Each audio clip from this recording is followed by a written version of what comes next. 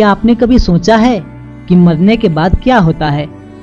क्या हम बस शून्य में विलीन हो जाते हैं, या हमारे लिए कुछ और भी है, जैसे ऊपर एक स्वर्ग या नीचे एक नरक भी है?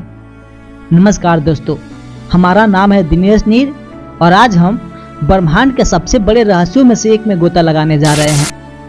आज हम जानने की कोशिश करेंगे कि क्या स्वर्ग और नरक सच में होते हैं या यह केवल एक काल्पनिक अवधारणा ही है, और यदि स्वर्ग और नरक है तो वह कहाँ है?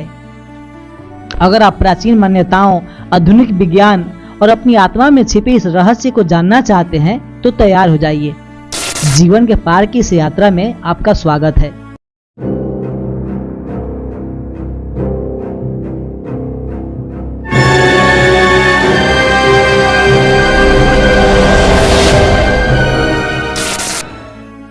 देखिए, स्वर्ग और नरक का यह विचार कोई नया नहीं है। यह हजारों साल पुराना है और वर्तमान में मौजूद लगभग सभी धर्म इस विचार को मान्यता देते हैं। जैसे ईसाई धर्म मृत्यु के बाद शाश्वत पुरस्कार और दंड की बात करता है। इस्लाम धर्म भी जन्नत के सुख और दोजख की यातना के सजीव दृश्यों का वर्णन करता है। हिंदू धर्म और बौद्ध धर्म भी स्वर्ग नरक की अवधारणा पर विश्वास करते हैं। हिंदू शास्त्रों में स्वर्ग और नरक पर आधारित सैकड़ों कहानियां हैं जो इस विश्वास को और भी मजबूत बनाती है। हालांकि वैज्ञानिक दृष्टिकोण से देखें तो स्वर्ग या नरक का कोई ठोस प्रमाण नहीं है। विज्ञान कहता है कि मानव जीवन केवल एक जैविक प्रक्रिया है जो पदार्थ और ऊर्जा के संयोजन से उत्पन्न और नष्ट होता रहता है। और पिछले कुछ सदियों से विज्ञान ने जिस तरह धार्मिक मिथकों को तोड़ा है और मानवता की प्रगति में योगदान दिया है, उसे देखते हुए वैज्ञानिक प्रामाणिकता को अनदेखा नहीं किया जा सकता। तो अब सवाल ये उठता है कि क्या ये कहानियां लोगों को नैतिक तौर पर नियंत्रित करने के तरीके मात्र थी, या प्राचीन सभ्यताओं ने कुछ ऐसा देखा था जिसे विज्ञान अभी तक ढूंढ नहीं पाया है? क्योंकि कई सारे मेडिकल रिपोर्टों में यह देखा गया है कि हजारों लोगों ने आफ्टर डेथ एक्सपीरियंस को अनुभव किया है, जैसे अपने शरीर के ऊपर हवा में उड़ते हुए, प्रकाश की सुरंगों में प्रवेश करते हुए, अखंड शांति को महसूस करते हुए और बेहद आतंकित करने वाले दृश्यों का वर्णन भी किया है। आइए जरा टोनी से मिलते हैं, जिसे चिकित्सकीय रूप से मृत घोषित कर दिया गया था, परंतु कुछ ही देर बाद वह जिंदा हो उठा। उसने बताया कि उसने एक लंबी सुरंग देखा जो कि एक प्रकाश के पुंज पर जाकर खत्म हुआ। उसने यह भी बताया कि उसे वहां पर अत्यंत अलौकिक सुकून और शांति का एहसास हुआ था जब मैं होश खोने लगा था, और फिर भी मुझे रोशनी आती हुई महसूस हुई। रोशनी, ठोस रोशनी।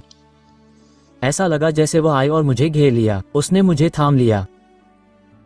मुझे लगा जैसे मुझे दुर्घटना स्थल से बाहर निकाला जा रहा है या उठा लिया गया है। एलिजाबेथ टेलर, जिन्हें डॉक्टरों ने मृत घोषित कर दिया था, लेकिन 5 मिनट बाद ही वह उठकर बैठ गई। उन्होंने बताया कि उनकी मुलाकात उनके पति से हुई थी, जिन्होंने उन्हें बताया कि अभी उनके लौटने का टाइम नहीं हुआ है। I must have died on the operating table. The second thought, now here's my analytical science mind still kicking in. So wait a minute, if I died, what's all this? Because first of all, I don't believe in anything. दोस्तों, ये सिर्फ सपने नहीं हैं। ये लोग वापस आए हैं और वे उसके बाद फिर पहले जैसे कभी नहीं रहे। उनकी जिंदगी बदल गई। तो क्या ये उनके मति भ्रम हो सकते हैं या किसी दूसरे आयाम की एक झलक? इस सवाल का जवाब इन दोनों में से कोई भी हो सकता है, क्योंकि हमारे ब्रेन और माइंड की कार्यप्रणाली इतनी अद्भुत और रहस्यमयी है कि यह कोई भी इल्यूजन पैदा कर सकती है। जब यह हमें सपने दिखा सकती है तो और भी बहुत कुछ दिखा सकती है। वहीं दूसरी ओर ये किसी ऐसे आयाम की झलक भी हो सकती है जो अभी तक विज्ञान की पहुंच से बाहर है, क्योंकि अभी भी हजारों ब्रह्मांडीय रहस्य हैं जो अभी तक विज्ञान की पकड़ से बाहर है। ब्रह्मांड का लगभग 95% हिस्सा डार्क मैटर और डार्क एनर्जी से बना है, जिसके बारे में हम अभी बहुत कम जानते हैं। हम तो ये भी नहीं जानते कि ब्रह्मांड की सीमा क्या है, या ब्रह्मांड की कोई सीमा है भी या नहीं।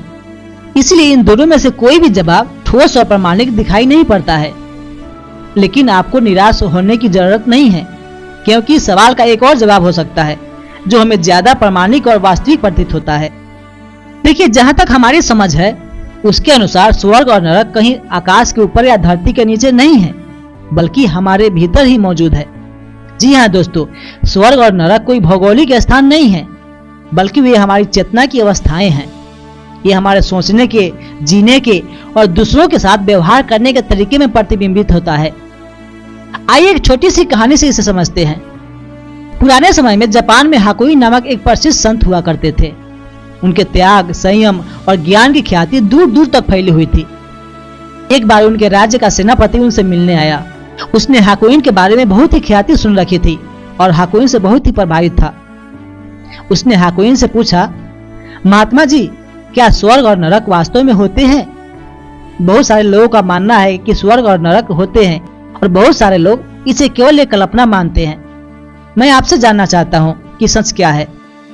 हाकुइन ने उससे पूछा, तुम काम क्या करते हो? सेनापति ने बड़े गर्व से बताया कि मैं इस राज्य का सेनापति हूँ। लेकिन शकल से तो तुम भिखारी लगते हो। किस मूर्ख ने तुम्हें सेनापति बना दिया? संत ने कहा। यह सुनते ही सेनापति का पारा गर्म हो गया और उसने म्यान से तलवार खींच ली। संत ने कहा, मुझे नहीं लगता कि इस तलवार से तुम मेरा कुछ बिगाड़ पाओगे। जाओ जाकर कोई दूसरा शस्त्र लेकर आओ। अब तो सेनापति गुस्से के मारे धधकने लगा, लेकिन संत उससे जरा भी भयभीत नहीं हुए। उन्होंने मुस्कुराते हुए कहा, अब तुम्हारे लिए नरक का दरवाजा खुल चुका है और अब तुम नरक की आग में जल रहे हो। तुम्हारे इस सवाल का जवाब अगर शब्दों से देता तो शायद उतना अर्थ नहीं रहता, इसलिए तुम्हें वास्तविक अनुभव करा दिया। यह सुनते ही सेनापति उनके चरणों में गिर पड़ा और अपने व्यवहार के लिए क्षमा मांगने लगा। संत ने फिर कहा, लो, अब तुम्हारे सामने स्वर्ग भी उपस्थित हो गया है। तो शायद आपको समझ में आ गया होगा कि स्वर्ग और नरक कहीं आकाश या पाताल में नहीं, बल्कि इस धरती पर ही मौजूद है, हमारे भीतर ही मौजूद है। यह बात हम किसी किताब के हवाले से भी नहीं कर रहे हैं। हमने अपने जीवन में स्वर्ग और नरक दोनों को अनुभव किया है और अपनी आंखों से देखा भी है। स्वर्ग शांति है, पछतावा नरक है। प्रेम स्वर्ग है और नफरत नरक है। क्षमा स्वर्ग है और क्रोध नरक है। अगर आपने पौराणिक कहानियों में नरक की आग में जलने की बात सुन रखी है तो यह गलत भी नहीं है। जब आप क्रोध करते हो तो आप वाकई नरक की आग में जलते हो उसी वक्त। इसके लिए आपको मृत्यु का इंतजार करने की जरूरत भी नहीं है। और अभी आप प्रेम करोगे तो अभी स्वर्ग की शांति को भी महसूस करोगे। इस प्रकार स्वर्ग और नरक दोनों आपके अंदर ही है। हालांकि अगर आप स्वर्ग के भौगोलिक स्थिति को देखना चाहते हो तो स्वर्ग और नरक वास्तविक भी है। हमारी ये पृथ्वी किसी स्वर्ग से कम नहीं है। सुंदर दृश्य, फल फूलों के सुंदर बगीचे, खूबसूरत परियां, तरह तरह के शराब, क्या नहीं है यहाँ। यहाँ हर वह चीज मौजूद है जिसकी आप स्वर्ग या जन्नत में मिलने की कल्पना करते हैं। हमारे लिए तो यह दुनिया स्वर्ग से भी सुंदर है और कुछ एक क्षणों को हटा दे तो हम हमेशा स्वर्ग में ही रहते हैं। और अगर आप हमारी नजर से देखोगे तो आपको इस धरती पर स्वर्ग और नरक दोनों दिख जाएगा। अगर आप अच्छे कर्म करोगे तो आपको स्वर्ग का सुख यहीं पर मिल जाएगा और बुरे कर्म करोगे तो नरक का दुख यहीं पर अनुभव हो जाएगा। सब कुछ आप पर निर्भर करता है। आप जैसे कर्म करते हो वैसा फल यहीं पर मिल जाता है। उसके लिए आपको मरने का इंतजार करने की जरूरत नहीं है। हालांकि यह सब जानने के बावजूद भी आप स्वर्ग और नरक की काल्पनिक अवधारणा पर विश्वास करते हैं तो इसमें भी कोई बुराई नहीं है, क्योंकि आप स्वर्ग जाने के लालच में ज्यादा से ज्यादा पुण्य करना चाहेंगे और नरक के डर से बुरे कामों से बचना चाहेंगे। किसी काल्पनिक विश्वास के रूप में ही सही, मानवता का भला तो होगा ही। वैसे भी जिन लोगों ने स्वर्ग और नरक की अवधारणा को गढ़ा होगा वह इसलिए गढ़ा होगा ताकि अज्ञानी और मूढ़ लोगों को नैतिक रूप से नियंत्रित किया जा सके, और वे अपने प्रयोजन में काफी हद तक सफल भी हुए हैं। हालांकि ये बात अलग है कि आजकल लोग तत्कालिक सुखों की चाह में नरक और स्वर्ग की इस अवधारणा को भी महत्व देना कम कर दिया है। हर जिंदगी आपकी है। आप चाहें तो अपनी जिंदगी को स्वर्ग बना सकते हैं और चाहे तो नरक बना सकते हैं। चुनाव आपका है। तो दोस्तों, अगर आप जीते जी स्वर्ग को देखना चाहते हैं तो प्रेम, करुणा, क्षमा, अहिंसा और शांति जैसे सद्गुणों को अपने जीवन में शामिल करें। और अगर आप मरने के बाद स्वर्ग जाना चाहते हैं तो इस वीडियो को लाइक और शेयर करें और हमारे चैनल को सब्सक्राइब भी कर लें। तो मिलते हैं नेक्स्ट वीडियो में, तब तक के लिए गुड बाय।